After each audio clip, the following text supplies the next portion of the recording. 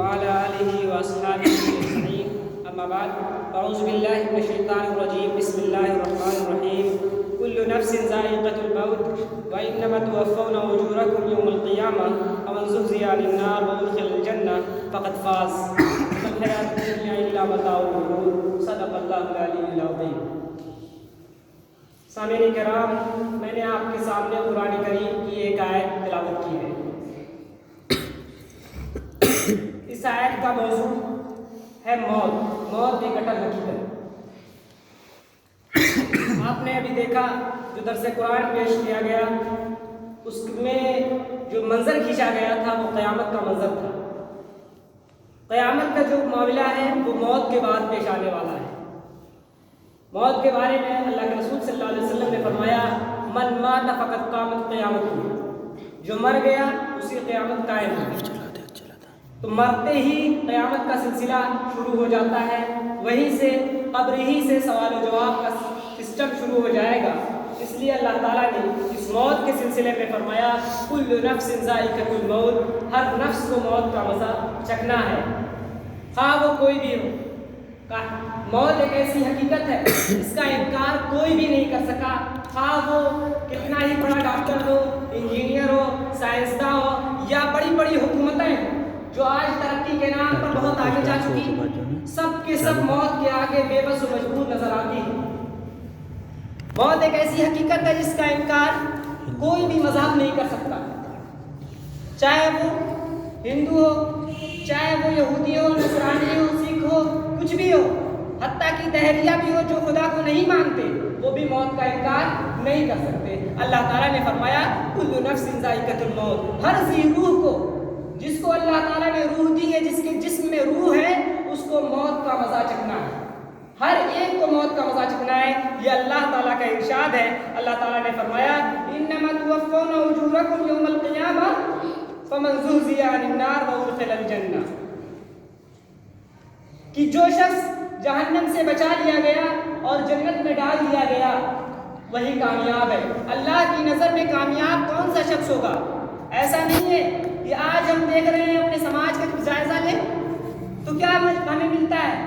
کامیاب ہمارے ذہن میں وہ آدمی ہے جس کے پاس مال و دولت ہو، جس کے پاس بہت زیادہ پراپرٹی ہو، جس کو لوگ بڑی عزت کی نگاہ سے دیکھتے ہو، خواہ وہ اخلاق کے لحاظ سے کتنا ہی گرا ہو، خواہ وہ مذہب کے لحاظ سے کتنا ہی گرا ہو، خواہ وہ دین کے معاملے میں کتنا ہی اللہ سے دور ہو، اسلام سے دور ہو، لیکن اگر وہ پیسے والا ہے، اگر وہ اس کی نگاہ تو لوگوں کی نگاہ میں اچھا بنا ہے تو اللہ تعالیٰ کے یہاں پر لوگ کیا کہتے ہیں کہ وہ بڑا ہی اچھا ہے اور بہترین ہے. یا پھر اگر وہ طاقت کے لحاظ سے مضبوط ہے تو ایسی صورت میں ہم اسے کیا سمجھتے ہیں؟ کامیاب ترین انسان سمجھتے ہیں. لیکن اللہ تعالیٰ نے فرمایا کہ فمن زحزح عن النار وادخل الجنہ فقد فاز. جو جہنم سے بچا لیا گیا، جہنم کی آگ سے جو بچا لیا گیا، جنت میں داخل کر دیا گیا، یہی آدمی کامیاب ہے. وما الحیاۃ الدنیا الا متاع الغرور. یہ دنیا کی زندگی ایک دھوکے کا سامان ہے. اللہ تعالیٰ کا ارشاد ہے یہ دنیا کی زندگی ایک دھوکے کا سامان ہے. ہمارا معاملہ کیا ہے کہ ہم اس دنیا میں آئے ہوئے ہیں، ہم نے اپنا مقصد ہی کھو دیا کہ ہم آئے کیوں. اللہ تعالیٰ نے فرمایا کل نفس ذائقۃ الموت. ہر نفس کو موت کا مزہ چکھنا ہے. اس وجہ سے ہمیں سوچنا چاہیے کہ ہم اس دنیا میں کیوں آئے. ما خلقت الجن والانس الا لیعبدون. اللہ تعالیٰ کا یہ ارشاد ہے کہ انسان اور جنات کے پیدا کیے جانے کا مقصد اللہ کی عبادت ہے. اللہ کی عبادت کا صرف یہ مقصد نہیں کہ ہم 5 وقت کی نماز پڑھ لیں. ہم نماز، روزہ، حج، زکوٰۃ یہ ارکان کو ادا کر لینا یہ عبادت نہیں. عبادت تو ہے لیکن یہی عبادت صرف نہیں ہے. عبادت میں وہ ساری چیز آئیں گی جس میں اللہ کے بتائے ہوئے طریقے پر عمل کریں گے. زندگی کے ہر گوشے میں اسلام ہمیں رہنمائی کرتا ہے. خواہ ہم کہیں بھی ہو، تجارت کا معاملہ ہو یا ہم کھیتی باڑی میں ہو یا کہیں زراعت کا معاملہ یا کوئی بھی سیاست کا معاملہ ہو، کسی بھی ایشو پر آپ دیکھ لیجئے اسلام ہر معاملے میں ہماری رہنمائی کرتا ہے. زندگی کے ہر گوشے میں اسلام ہماری رہنمائی کرتا ہے. اس لیے ہمارے لیے ضروری ہے کہ ہم اسلام کی رہنمائی کے بغیر ایک قدم بھی نہ اٹھائیں. ہمارا قدم جو بھی اٹھے وہ اسلام کے بتائے ہوئے طریقے پر اٹھے. یہی ہے اللہ تعالیٰ نے اسی کے لیے ہمیں بھیجا ہے. اللہ تعالیٰ نے اس امت کے بارے میں فرمایا کنتم خیر امۃ اخرجت للناس تأمرون بالمعروف وتنہون عن المنکر وتؤمنون باللہ. تم तुम बेहतरीन उम्मत हो, लोगों के लिए बर्पा किए गए हो, नेकी का हुक्म देते हो, बुराइयों से रोकते हो, अल्लाह पर ईमान रखते हो। क्या हम आज अपनी इस मनसब को भूल चुके हैं? अपने फर्ज मनसबी को हम भूल नहीं गए? क्या हमने अपने आप को इस गड्ढे में बिल्कुल फंसा नहीं लिया? क्या हमारा हाल ये नहीं कि हम इस दुनिया में फंस कर नहीं रह गए? हमने अपना मनसब ही खो दिया है।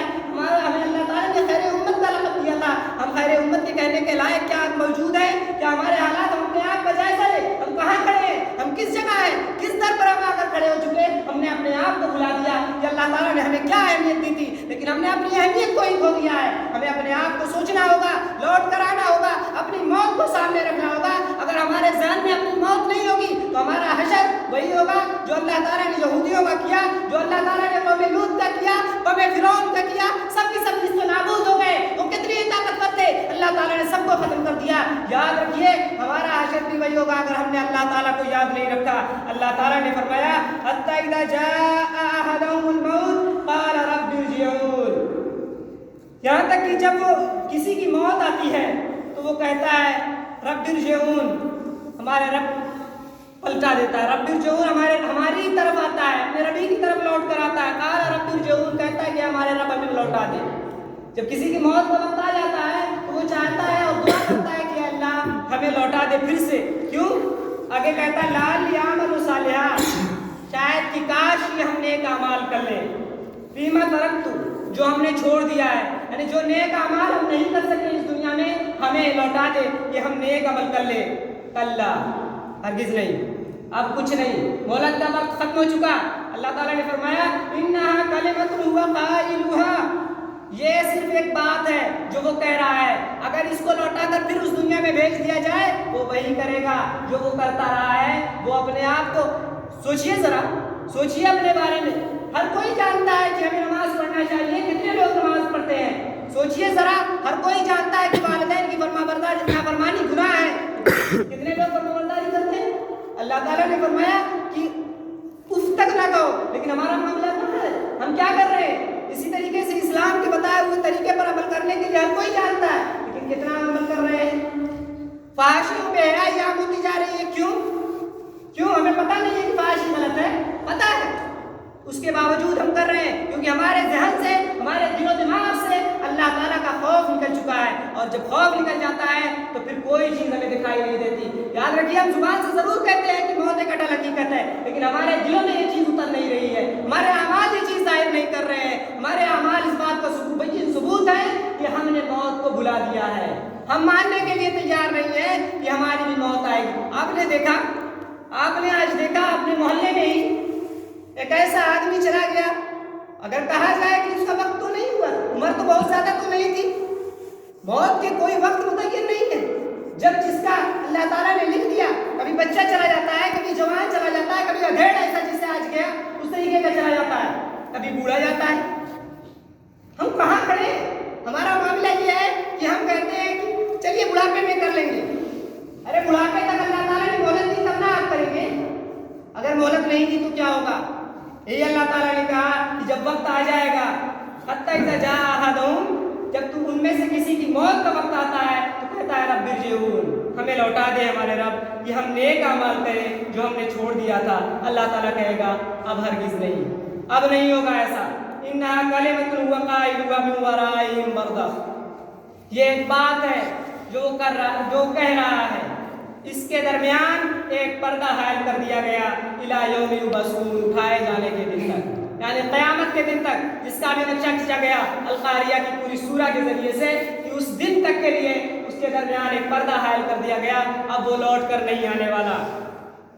मौत, कब्रिस्तान, कब्र के पास से जब सहाबा गुजरते थे उनकी हालत क्या होती थी? वो ज़ारो बेतार रोने लगते थे। क्यों? क्या वो उनके अमाल अच्छे नहीं थे? हमसे अच्छे अमाल उनके नहीं थे?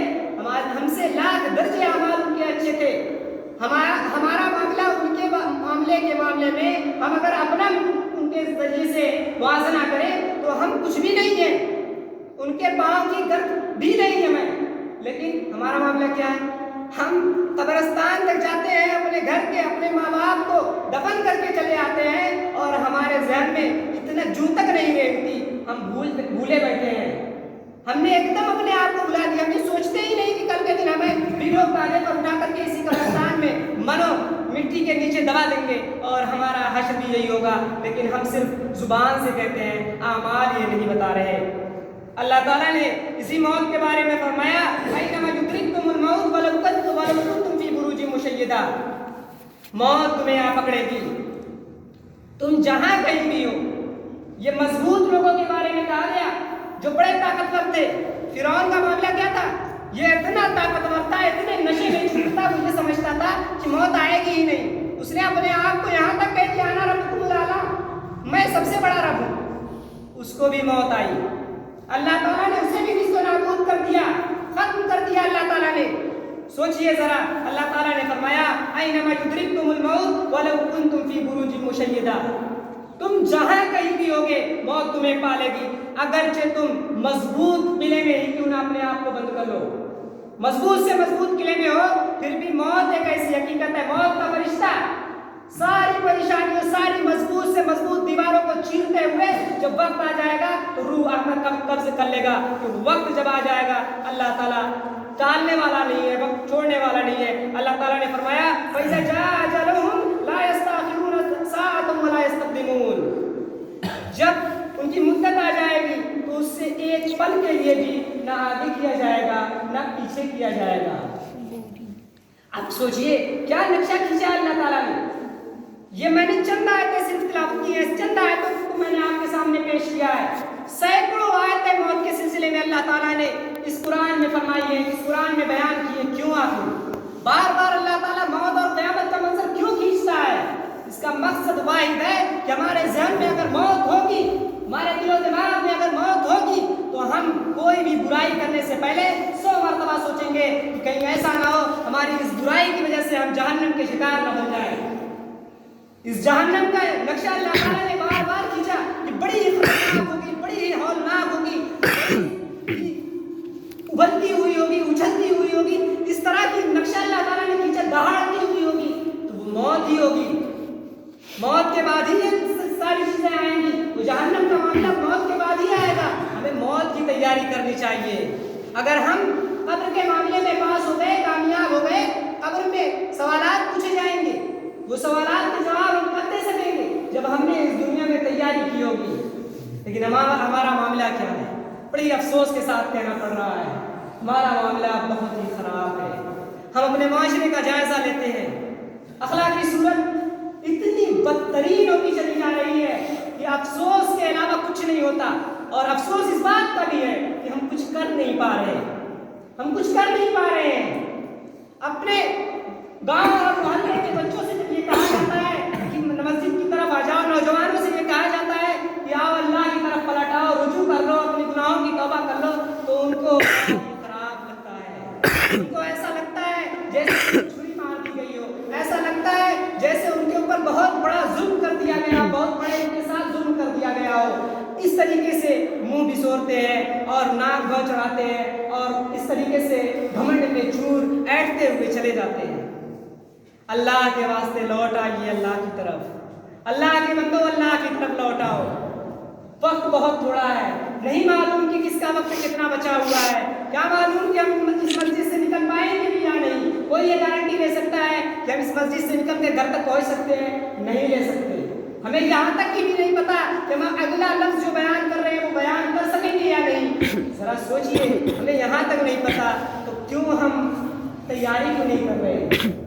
اللہ کے واسطے اپنے گناہوں سے توبہ کیجئے, اللہ کی طرف رجوع کیجئے, اپنے گناہوں سے تائب ہوئیے, اللہ تعالیٰ سے گڑگڑائیے, معافی مانگیے کہ اللہ تعالیٰ ہم نے اب تک جو گناہیں کیے ہیں ہمیں معاف کر دے, آئندہ ہم اس طرح کی گناہیں نہیں کریں گے, اللہ تعالیٰ کے بتائے ہوئے طریقے پر عمل کریں گے. اللہ تعالیٰ تو نے جو خیر امت ہمیں کہا ہے ہم اس کے مستحق بن کر کے دکھائیں گے, اور لوگوں کو خود بھی برائیوں سے روکیں گے, دوسروں کو بھی برائیوں سے روکیں گے. نیکی اللہ سے دعا کریں اور ساتھ ساتھ اعمال بھی کریں, نیکی کو لوگوں کا حکم دیں اور برائیوں سے روکیں. یہ ہمارا فریضہ ہے. اس فرض منصبی کو یاد رکھیے. ایسا نہیں ہے کہ ہم صرف اپنے آپ کو اگر بچا لیں گے تب بھی ہمارا یہ فریضہ ادا ہونے والا نہیں ہے. ہمارا فریضہ یہ ہے کہ ہم خود بچیں, ساتھ ساتھ دوسروں کو بھی بچائیں، دوسروں کو بھی جہنم کے گڑھے سے بچائیں۔